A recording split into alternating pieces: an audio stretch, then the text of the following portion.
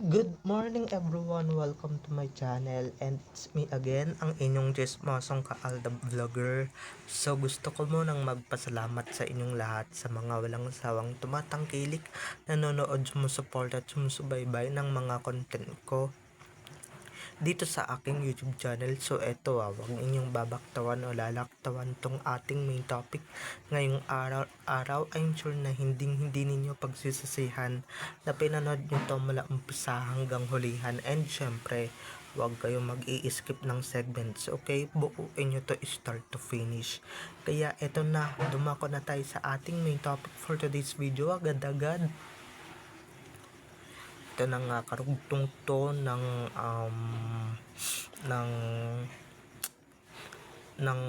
istoriko kahapon. Ito nga, sa mga naguguluhan pa rin kung sino ba talaga si real at sa fake, guys, paulit-ulit kong sinasabi, si real main talaga ang rumampa dyan sa Lotus Skin na fashion show or event. So eto na guys, watch this. Mamaya ipapaliwanag ko sa inyo ng buong buo. So eto na guys, watch this.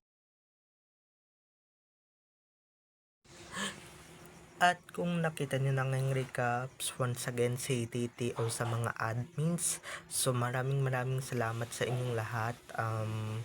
So eto na, dumako na tayo sa ating main topic for today's video agad-agad. Like what I said earlier, sa mga naguguluhan pa rin at sa mga nagkukumpara pa rin dyan kay Clowny, dyan kay Real Main, aba guys, ito lang ang sasabihin ko sa inyo. Si Real Main talaga yung nakikita ninyo. Si Real Main talaga yung rumampa dyan sa Lotus Key na fashion show dyan sa Thailand. Diba? Tanga ba yung signal pati TV5 kung hindi si Main ang, or hindi talaga si Real Main ang ipapadala nila, 'di ba? Kung nag-iisip lang talaga kayo ng bonggang-bongga, at kung talagang nag-iisip kayo ng bonggang-bongga, kung may isip kayo, 'di ba? Na ba't ipapadala ng TV5 yan si Clone? Ba't ipapadala nila yan? 'Di ba, alam naman natin guys na mukhang chipipay lang si Clowny. Ito guys, very demure at very classy yung atake ng kanyang mga kasuotan or yung kanyang kasuotan.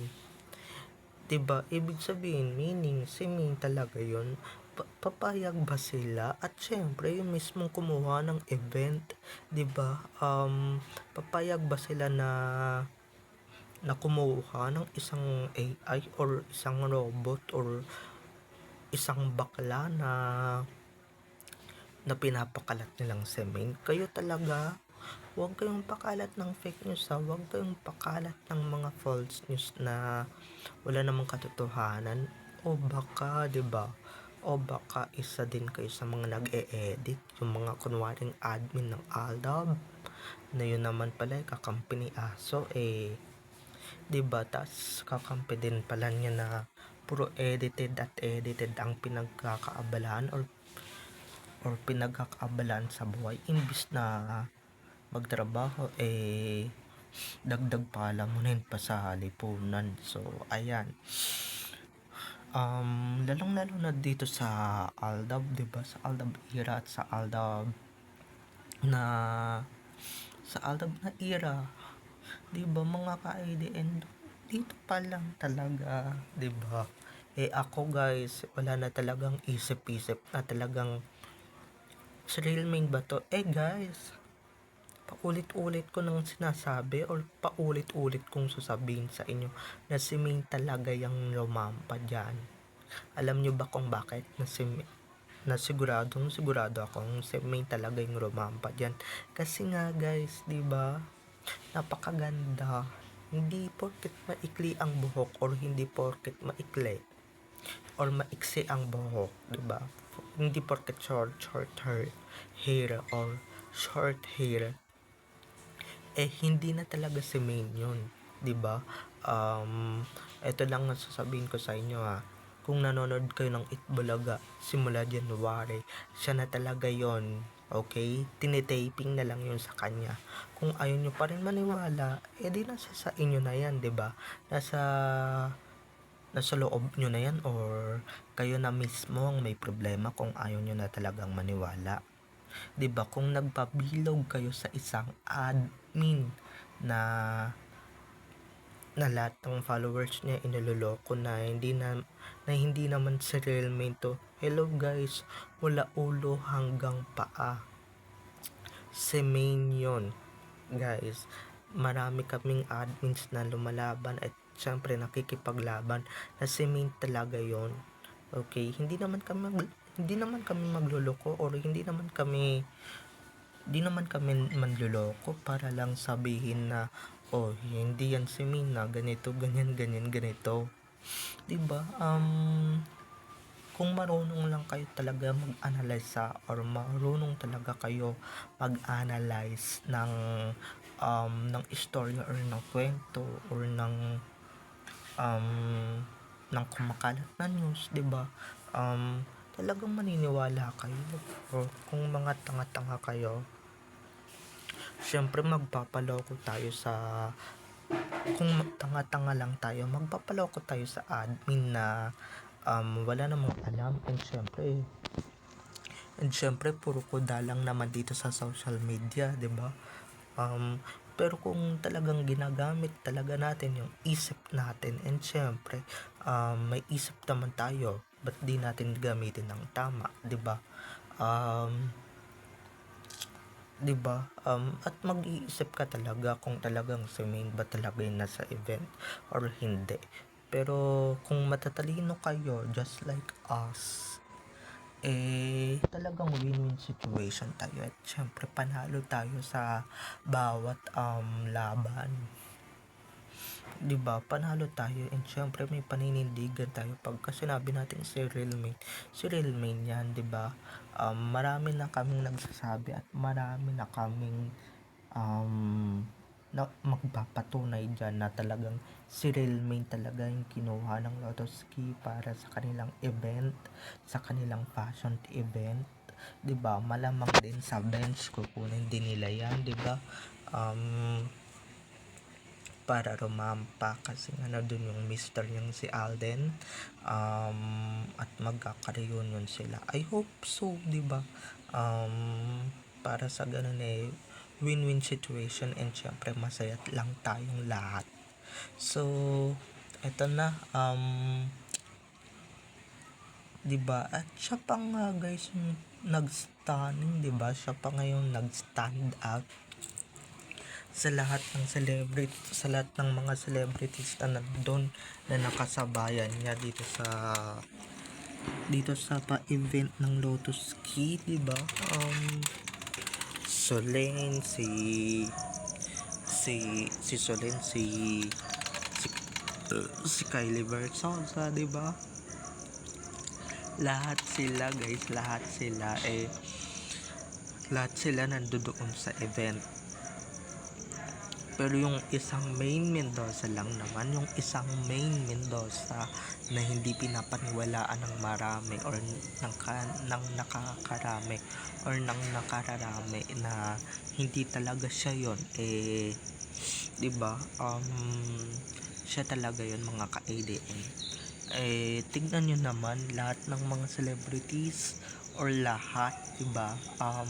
Maski na mga foreigners kasi 3 celebrity lang naman yung galing dito sa Pilipinas, tinalbog niya or pinatalsik niya doon sa pamamagitan ng pagrampa niya and syempre ng kasuotan niya, 'di ba? At ito guys, mukhang expensive talaga yung suot niya, 'di ba? Is expensive na nga, mas nagmukha pang expensive. Tignan ninyo kung si Cloney yan, 'di ba?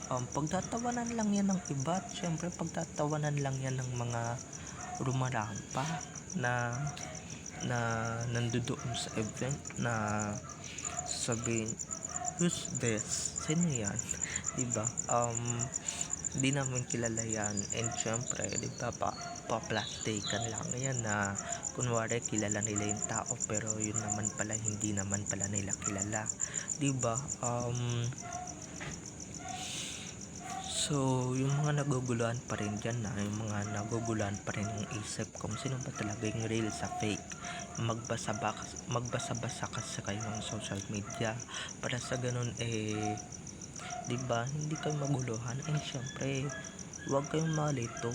Paulit-ulit ko nang sasabihin na tignan ninyo yung real sa fake. Yung real, maganda yung balat, maganda yung ugali, and syempre kapansin-pansin, hindi yung dinededma lang sa isang tabi.